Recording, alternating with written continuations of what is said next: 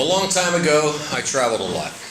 I was 5 million miles on American, United, and Delta, so I had instant upgrade status.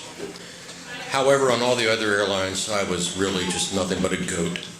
And however, one time my boss said to me, "I need you to go to London for a meeting." And I was really slammed for work and life at the time, so I told my secretary, Beth, I said, "You got to get me over to London and back as fast as you can, and I don't care what airline it's on." So she comes back and says, "I got you on BA, British Airways." And they've just started flying out of BWI, and they have a great schedule. So row 43, middle seat, who cares? You know, it's a good schedule. So it's only going to be for an overnight, so I take my little brain bag with me and got the laptop and the charger and the cords and all that jazz in it. And there's still room for a shirt, you know, clean underwear, you never know, and toiletries and various other things. So with this minimalist bag, I'm off to BWI.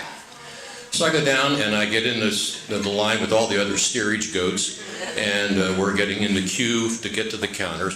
And as we go by this queue, finally you come to a spot where there's this little cage that says, "Does your bag fit?" And I'm looking at, well, I'm a frequent flyer. Of course my little brain bag fits, but this had a different feature on it. It had a scale. And it says, "Does your bag weigh too much? And if it weighs more than 13 pounds, And I'm like, uh-oh, little rain clouds are starting to form over my head. So I'm thinking, like, 13 pounds, that's kind of light, that's kind of low. I'm sure they mean something else, but I mean, hell, my bag alone weighs 4 pounds. My laptop back then weighed probably 8 pounds. And all the other stuff, I know I'm over 13 pounds. So all the other steerage goats, they're trying to unload their carry-on bags to get under the weight. And I'm thinking, screw it, I'm not weighing this damn thing, I know it's overweight. The cloud's getting darker. So I finally get to the counter and the BA lady says, "Bags to check?" I go, "Nah, I'll carry on." She says, "Oh, is that it?" I go, "Yeah." She said, "What's it weigh?" I said, "Hell, I don't know. Now the clouds are getting really dark." She says, "Well, you got to put it on the scale." I put it on the scale. She goes, "Oh my God, it's way overweight. You got to check this bag." I'm like, whoa, whoa, whoa. Now, suddenly lightning is coming out of the cloud and it's raining on me. And I'm thinking, God, I said, "Listen," I said, "that's my only carry-on. It fits under the seat in front of me. It's got stuff in it that I have to work on the flight over. And besides, if I check it, the laptop is gone. It's going to be stolen." She resists. I insist.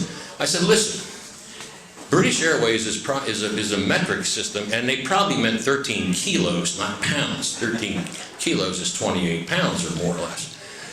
She says, "I'm not going to give you a boarding pass unless you check that bag." All right, tornado warning now. So get your supervisor. She comes down, same song, different verse.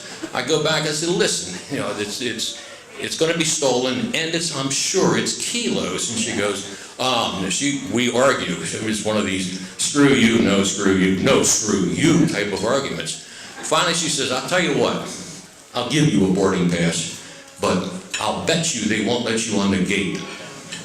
And I said, "I'll bet you if you don't call down to the gate, they'll let me on."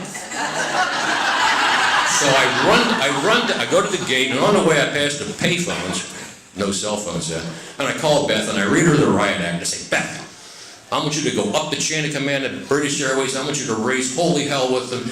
They're all screwed up here at BWI, and send a letter to the president, you know, 'Dear sir, you cur,' all this kind of stuff." So, anticlimactically, I get to the gate, I get on the plane, leaving the little gray cloud in the boarding gate, go to the meeting.